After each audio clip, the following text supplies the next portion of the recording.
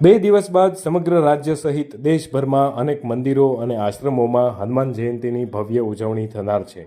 ત્યારે હનુમાન ભક્તોમાં ભારે ઉત્સાહ અને ઉમંગ છવાયો છે।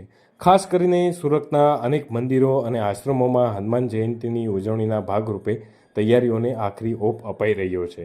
ત્યારે અડાજણ પાલ વિસ્તારમાં આવેલ સુપ્રસિદ્ધ અટલ આશ્રમમાં હનુમાન જયંતીના પાવન પર્વ પર ભવ્ય ઉજવણીનું આયોજન થયું છે। આ દિવસે દર્શનાર્થે આવતા ભક્તો માટે 6000 કિલોના લાડુનો પ્રસાદ તૈયાર કરાયો છે। હજારોની સંખ્યામાં હનુમાનજીના ભક્તો આ પાવન પર્વ પર અહીં ઉમટવાના છે।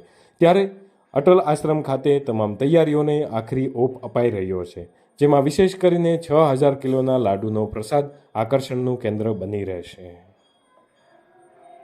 અટલ આશ્રમ પારદેશ્વર મહાદેવ હનુમાનજી મંદિર આમ તો હનુમાનજીની સ્થાપના 1977 કરવામાં આવેલી હતી।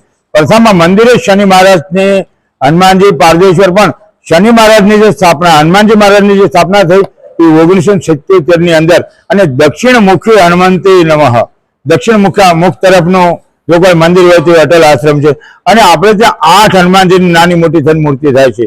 तमे पारदेश्वर में हनुमानजी आगळ पाछळ तमे गणो तो 8 अष्टसिद्धि निधि के जात 8 हनुमानजी महाराज अटल आश्रम में विराजमान छे। बधा दक्षिण मुखी हनुमानजी महाराज छे। आवा हनुमानजी महाराज नो जन्म उत्सव आ वखते शनिवार ने दिवसे आवे छे।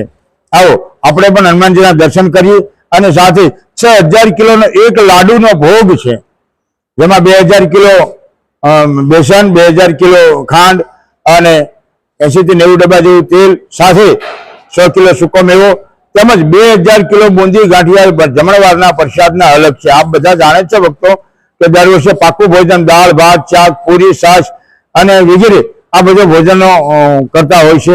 आ 2000 माणसोनो अलग छे बूंदी गांठिया ने एवी रीते आज सवारे 10-11 वाग्याथी शरू थईने रातना 10 वाग्या सुधी अंदर आ भोजन प्रसादनी व्यवस्था करवामां आवेली छे।